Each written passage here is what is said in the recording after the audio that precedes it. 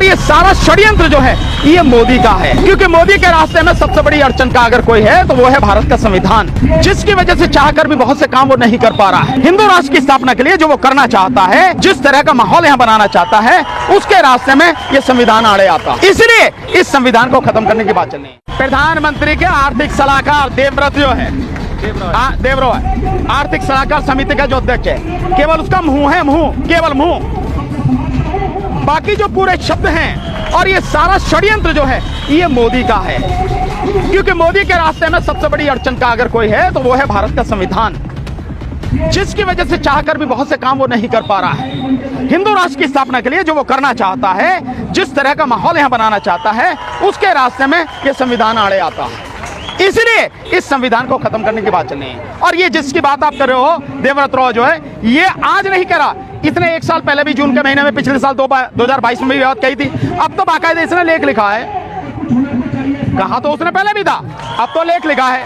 दूसरी बात, केवल ये बात नहीं है, आप ये भी देखें कि 12 अगस्त 2022 का इलाहाबाद यानी प्रयागराज से छपने वाला जो दैनिक भास्कर है, उसमें बाकायदा जो संविधान ये बनाने की बात कर रहे हैं उसके 60 पेज का मसौदा उन्होंने बताया कि हमने 60 पेज तैयार कर लिया, और मुख्य बातें उस अखबार के फ्रंट पेज पर छपी थी, जिसमें कहा गया था कि जो संविधान होगा मनुस्मृति पर आधारित होगा।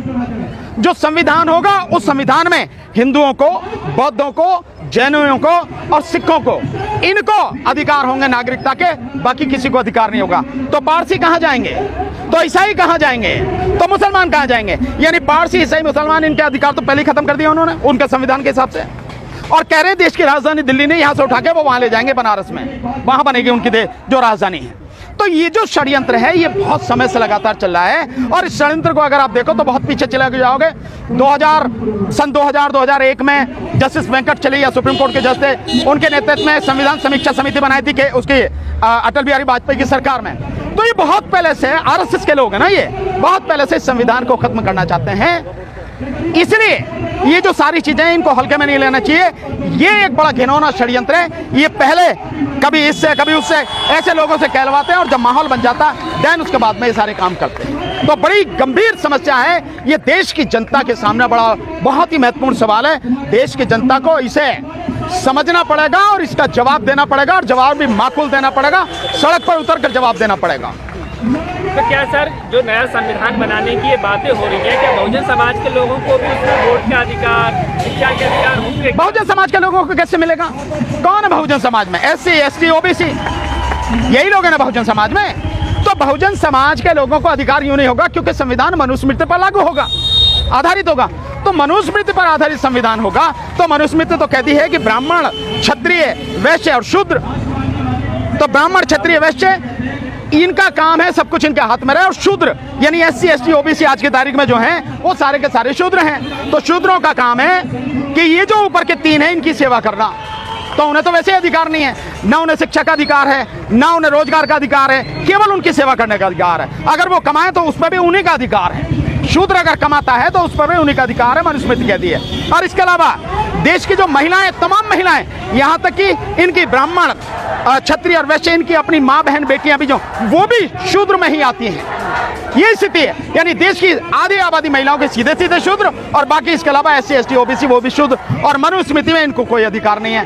तो इन्होंने साफ कर दिया, लोगों को जो जानते हैं उन्हें पता है कि इसका मतलब क्या है, जो नहीं जानते वो बेचारे धोखे में रह जाएंगे। तो जानना सीधा ये है कि मुसलमानों के, ईसाइयों के और उनके पारसियों के, उनके अधिकार तो सीधे सीधे कह के खत्म कर रहे हैं, और बाकी रहे शूद्र, इनके इन सब के SC, ST, OBC के जो अधिकार हैं वो इसलिए खत्म हो जाएंगे क्योंकि मनुस्मृति पर आधारित संविधान होगा, तो अधिकार बचेगा नहीं किसी का। और इस पूरे मामले से सरकार ने अपने आप को अलग कर लिया कि उनका निजी है ये जो भी है। अगर वो निजी है तो उसको निकाल के बाहर करो ना, कि निजी आदमी साला क्यों बोल रहा है इस तरह से? निजी आदमी देश के संविधान के विषय में कैसे बोला? और वो निजी नहीं हो सकता, वो देश के प्रधानमंत्री की आर्थिक सलाहकार समिति का अध्यक्ष, निजी कैसे हो गया वो? तो फिर सरकार क्यों अलग कर रही है? सरकार इसलिए अलग कर रही है कि विरोध होने लगा, सरकार को समझ में आ गया कि विरोध हो रहा है, और विरोध तो अभी होगा। हम लोग बाकायदा प्रेस कॉन्फ्रेंस करके, हम सारे साथी प्रेस कॉन्फ्रेंस करके जंतर मंतर पर मोदी का पुतला फूकेंगे। अभी ये सारी चीजें होंगी, ये सब कुछ होगा, तो विरोध तो अब होगा शुरू। जो सोच रही है सरकार की अलग कर लेगी, अलग नहीं करना है। अलग अगर आप कर रहे हैं तो ऐसे लोगों को निकाल के बाहर करो। आपने बाहर नहीं किया, आपकी टीम में है वो आदमी, आप उसके मुंह से कहलवा रहे हो। आप सरकार क्या समझ रही है? मूर्ख हम लोग। सर, एक तरफ प्रधानमंत्री मोदी खुद को तीसरे कार्यकाल में प्रधानमंत्री देख रहे हैं और दूसरी तरफ उन्हीं की पार्टी सरकार के लोग संविधान बदलने की बात कहते हैं, उनके खिलाफ कोई कार्रवाई नहीं हो रही है। ये जो पूरा माहौल है कि जनता समझ रही है क्या इन चीजों को? जनता अगर समझती तो मोदी को कब का उखाड़ कर फेंक देती। जनता समझ नहीं रही। भाई तीसरे टर्म की बात कर रहे हो, ईवीएम को हटा दो।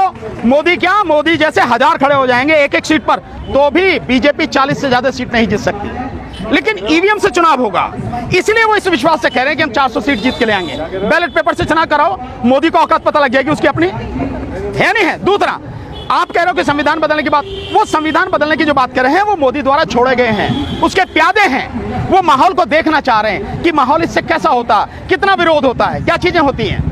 उसके छोड़े हुए लोग हैं और कार्रवाई उनके खिलाफ क्यों नहीं हो रही? क्योंकि भैया वही तो सब कुछ करने वाले हैं। सरकार उनको बचा रही है। अगर सरकार उनको बचाने वाली ना हो तो इन्हें तो पब्लिक की ठोक कर सीधा कर देगी। जो बात कर रहे हैं संविधान की, अगर व्यक्तिगत है तो व्यक्तिगत वाला बाहर आ जाए ना, पब्लिक बता देगी संविधान बदलने की बात कर रहा है, उसका भी ठीक कर देगी।